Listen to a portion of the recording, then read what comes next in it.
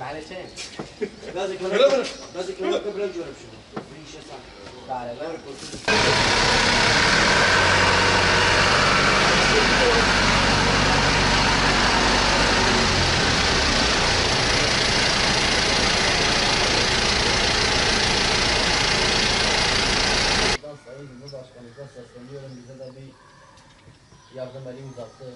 Şu anda yolcu sayısı 7'dir. 7 yolcu da bulamıyoruz bazen.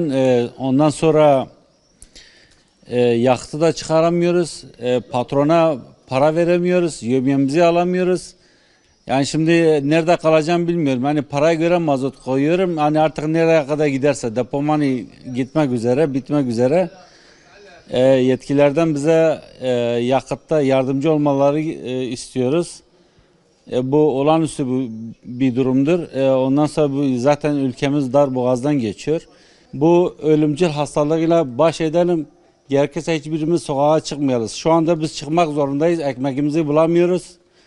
Yetkililerden yardım istiyoruz. Şu anda son sigorta primini dahi yatıramadık. Yani şu anda sigortalıyım. Yalnız sigorta primi yatıracak para bile bulamadık. Patrona verip de yatırsın diye. İkinci ay sigortası geldi. Zaten maaşı boş ver.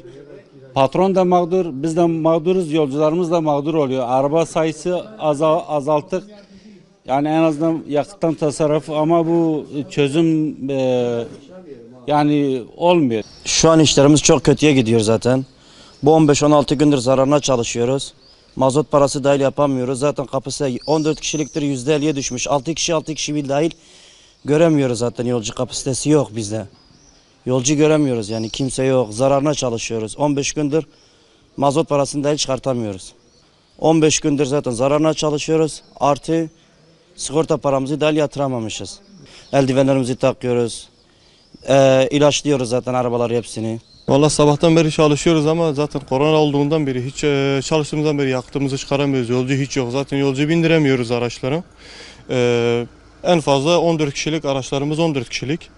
7 kişi bindirebiliyoruz. Bunların haricinde bindirdiğimiz zaman bize ceza kesiliyor. Cezası da ağır olduğu için yükleyemiyoruz. Bindirmeyince de maalesef yakıtımızı ve masrafımızı çıkartamıyoruz. Araçlarımızın çoğu kapıda yatıyor. Çalıştıramıyorlar. Maddi sıkıntılardan dolayı. Çalışmasak da olmuyor, çalışsak da olmuyor. Yani sıkıntılı, zor bir süreçten geçiyoruz ama yapacağımız bir şey de yok.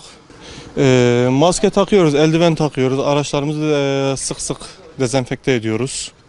Elimizden gelince temiz bırakmaya çalışıyoruz.